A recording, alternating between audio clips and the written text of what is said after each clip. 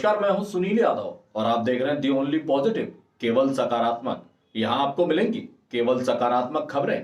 आपने पति के द्वारा पत्नी को प्रताड़ित किए जाने की, मारपीट किए जाने की और प्यार के नाम पर धोखा दिए जाने की खबरें तो बहुत देखी होंगी, लाइक भी की होंगी और शेयर भी जरूर की होंगी। लेकिन आज हम आपको जो दिखा रहे हैं वो है प्यार, समर्पण और त्याग की सच्ची कहानी। जी हां, शिव और कीर्ति की ट्रू स्टोरी। कहानी शिव और कीर्ति लोबंसी की शुरू होती है वर्ष 2011 में, जब वे शादी के बंधन में बंधते हैं और एक नए जीवन की शुरुआत करते हुए कुछ ही महीने हंसी खुशी बीतते हैं कि घर की साफ सफाई करते समय कीर्ति गिरकर चोटिल हो जाती है। कीर्ति के परिवार वाले उसका उपचार छोटे शहरों से लेकर बड़े बड़े महानगरों के अस्पताल में कराते हैं, लेकिन डॉक्टर एक ही जवाब देते हैं कि कीर्ति अब दोनों पैरों से नहीं चल पाएगी।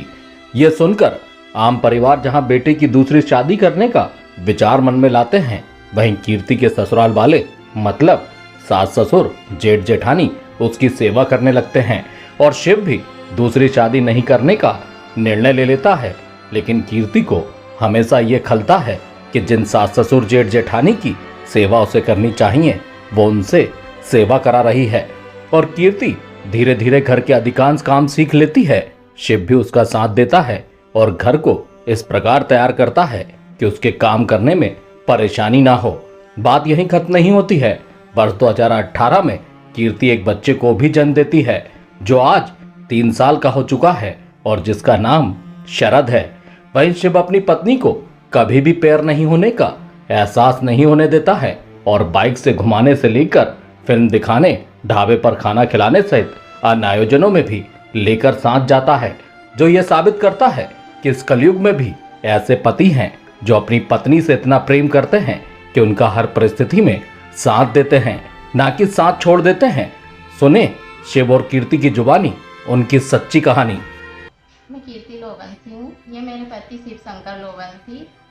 हमारी 2011 में 6 मई को शादी हुई थी और 2011 18 अक्टूबर को दीपावली की सफाई करने में ऊपर से नीचे गिर गई तो मेरे रीढ़ की हड्डी, कमर से दोनों पैर काम करना बंद हो गया। शहरों में हॉस्पिटल में इलाज कराने के बाद भी यह पता चला कि मैं दोबारा नहीं चल पाऊँगी, कभी नहीं चल पाऊँगी। ये उनकी किस्मत है कि ये चले या ना चले, लेकिन मेरे मन में यह ख्याल है कि मेरे पति मेरे साथ है तो मैं ज़िंदगी में हार नहीं मानूंगी, एक बार फिर से चलना की कोशिश करूँगी। मेरे घर में, मेरे परिवार में सास ससुर जेठ जेठानी, यहाँ तक कि बच्चों तक ने मेरी सेवा की है, लेकिन मुझसे बड़े हैं, सब मेरी सेवा करते हैं तो मुझे अच्छा नहीं लगता था। तो हम गांव से शहर में आ गए, तो अपने किराए के मकान में रहने लगे। वहाँ मेरे पति ने ऐसा रूम देखा कि मैं खुद काम कर सकती हूँ, मैं खुद करने लगी। धीरे धीरे मेरे पति की हेल्प की वजह से उन्होंने मुझे करना सिखाया। उसके साथ साथ ड्राइवरी करने लगे, मेरे घर में मेरी हेल्प करते, फिर ड्राइवरी करने जाते। इतना साथ देते हैं कि मुझे कभी पैरों का एहसास भी नहीं होता कि मैं चलती नहीं हूँ। सब मैं न्यूज़ देखती हूँ तो मुझे बहुत दुख होता है कि पति पत्नियों पर अत्याचार करते हैं, मारते हैं, घर से निकाल देते हैं। तो मुझे ऐसा एहसास होता है कि मेरे पति कितने अच्छे हैं कि मेरी इतने सेवा करते हैं, मुझे गोद में उठाकर टाकिस ले जाते हैं, घुमाने ले जाते हैं। कभी ऐसा एहसास नहीं होने दिया कि मैं विकलांग हूँ, कभी ऐसा दुख भी नहीं बनाया कि आप चलती नहीं हो तो कैसे ज़िंदगी कटेगी, कैसा क्या करेंगे। 8 साल तक ऐसा गुजारा हमारा अच्छा बढ़िया चलता रहा। 8 साल के बाद में हमारी ज़िंदगी में छोटा सा बच्चा आया हमारी ज़िंदगी में, जिससे हमारी ज़िंदगी और खुशी से झूमने लगी, बहुत खुश रहने लगे।